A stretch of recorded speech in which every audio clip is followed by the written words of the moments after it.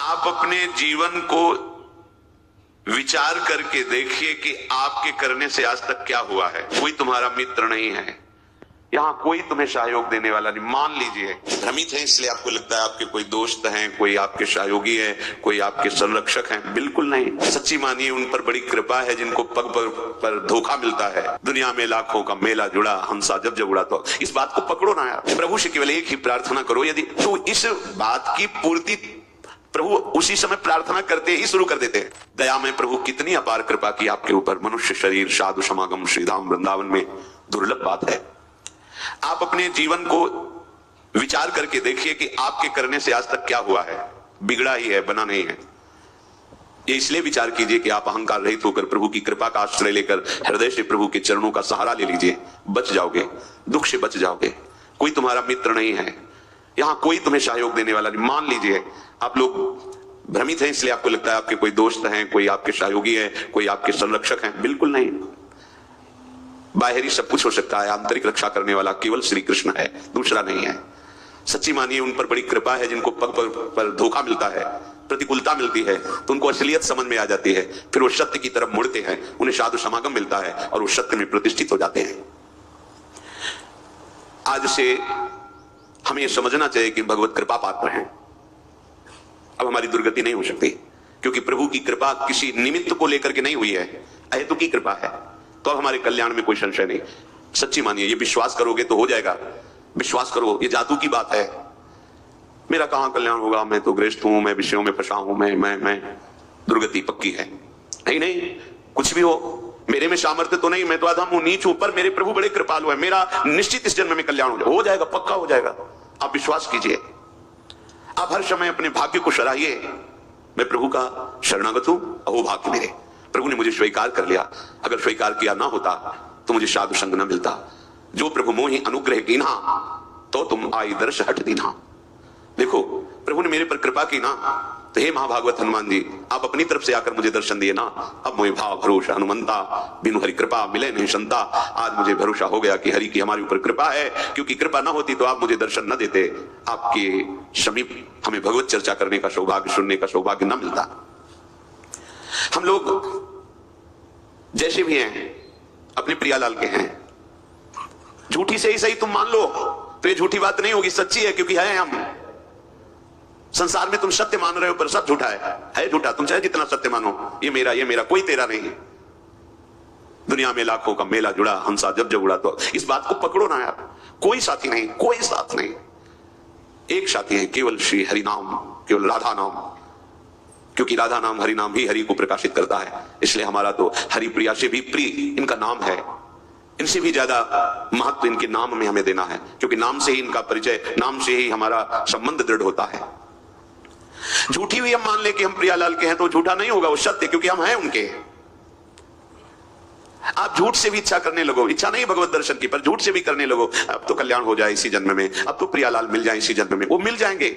झूठा खेल है, साचा होए, क्योंकि ये साचा खेल है। इसमें नाटक भी करे भक्ति का तो भगवान कृपा करके उसे सच्चा भक्त बना देते हैं। बस आश्रय ले ले भगवान का।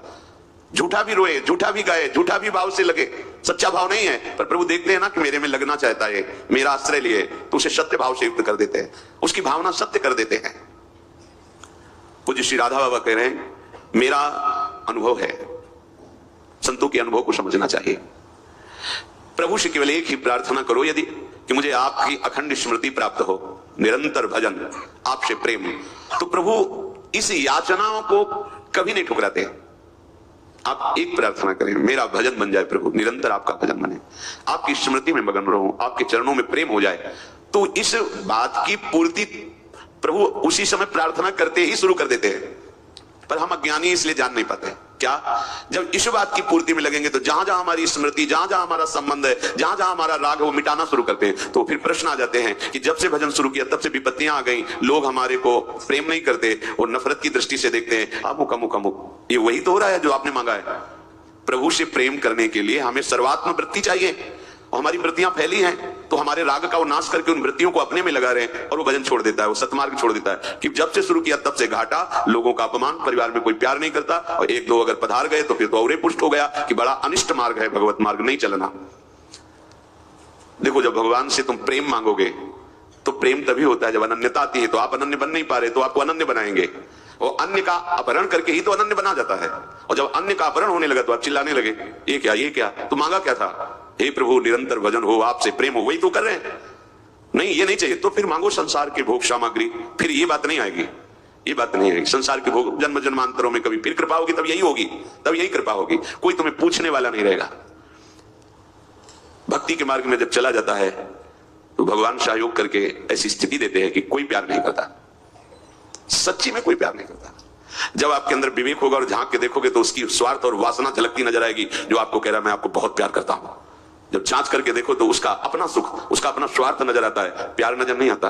प्यार होता है जिससे हम प्यार करते हैं उसको सदैव सुख प्राप्त हो, कभी स्वप्न में भी दुख प्राप्त ना हो, ऐसा केवल भगवान, दूसरा कोई नहीं है। अन्य कामी यदि करे कृष्णेर भजन, कृष्ण तारे देन स्वचरण। कृष्ण कहे आमाय भजे, मांगे विषय सुख, अमृत छाणी मांगे विष, यही बड़ मूर्ख। आमी भी यही मूर्ख, विषय सुख केन, दिव तव चरण दिया विषय सुख भुलायु। जो अन्य कामना से हमारे प्रभु का भजन करते हैं तो प्रभु कृपा करके उसे अपने चरणों में प्रेम देने की चेष्टा करते हैं। भक्तों का संग, नाम, गुण, कीर्तन आदि के द्वारा उसे आगे बढ़ाते हैं। प्रभु कहते हैं जो मेरा भजन कर विषय सुख मांगते हैं बड़े मूर्ख हैं, ये अमृत छाण कर विष मांग रहे हैं, कैसे इनको दूं? ये बड़ी मूर्खता है जो प्रभु का भजन करके संसार के धोखेबाज विषय मांगे, हम पद प्रतिष्ठा मांगे, हम ये अमृत छाण मांगे विष, यही बड़ मूर्ख, ये बड़ी मूर्खता है। अमृत छाण करके हम विषय सुख मांग रहे हैं। देखो, सबसे बड़ा पद इस सृष्टि में आज तक किसी को मिला है तो ध्रुव जी को मिला है। ध्रुव जी अटल पदवी को प्राप्त हुए। तो जब भगवान श्री हरि सामने आए और ध्रुव जी को वरदान दिया अटल पदवी का, तो ध्रुव की आंखों में आंसू आ गए और हृदय में जलन पैदा हो गई। ये मैंने क्या मांगा? ऐसे सौंदर्य माधुर्य निधि प्रभु के चरणों की सेवा ना मांगकर, इनका प्रेम ना मांग करके मैंने अटल पदवी मांगी। उसी समय उन्होंने प्रभु से प्रार्थना की कि हे अनंत, हे भगवान, तो ही भगवत वासुदेवे मुहु निरंतरम भक्तिम प्रेम प्रभताम सात्येन कुर्वताम अमलाशयानाम अमल आशयो एषाम ते अमलाशयाः निर्मलांतः करणानाम महताम सताम प्रसंगः मे मम भूयात् एन भगवत गुण कथामृत पानमत्तः भवतो गुणानाम। हे प्रभु, मेरे से चूक हो गई। मेरे अंदर कामना थी कि मैं ऐसा पद प्राप्त करूंगा जो हमारे पिता और पितामह को भी नहीं है। प्रभु, ये चूक इसलिए हो गई कि बहुत काल तक आपके प्रेमी संतों का संग नहीं मिला। इसलिए हे अनंत, हे भगवान, भक्ति मुहु प्रभताम त्वयि मे प्रसंगो भूयाद अनंत महताम अमलाशयानाम एनांजसोल्वण मुरु व्यसनम भवाधिम निश्चय भवत गुण कथा अमृत पानमत्तः। प्रभु, जो आपके नाम जप में, आपकी लीला कथा कहने सुनने में मत हैं, ऐसे अपने प्रेमी संतों का मुझे संग दे दो। मुझसे जो चूक हुई, क्या चूक हुई? ये जो अटल पदवी मिली, देखो जलन हो रही हृदय में कि मैंने अटल पदवी क्यों मांगी, प्रभु की दासता क्यों नहीं मांगी। अटल पदवी ऐसी कि सप्तऋषि परिक्रमा करते हैं, सर्वश्रेष्ठ पद पर ध्रुव जी आज भी विराजमान है, पर उनको बड़ा दुख हुआ कि मैंने क्यों मांगा। सोचो, उस अटल पदवी, अपने तो थोड़े थोड़े विषय मांग रहे हैं, उनको दुख हुआ कि मैंने दासत्व क्यों नहीं मांगा। प्रभु के समीप निरंतर रहकर इनकी श्रीअंग की सेवा करता, ऐसे प्रेम निधि प्रभु के संग क्रीड़ा करता।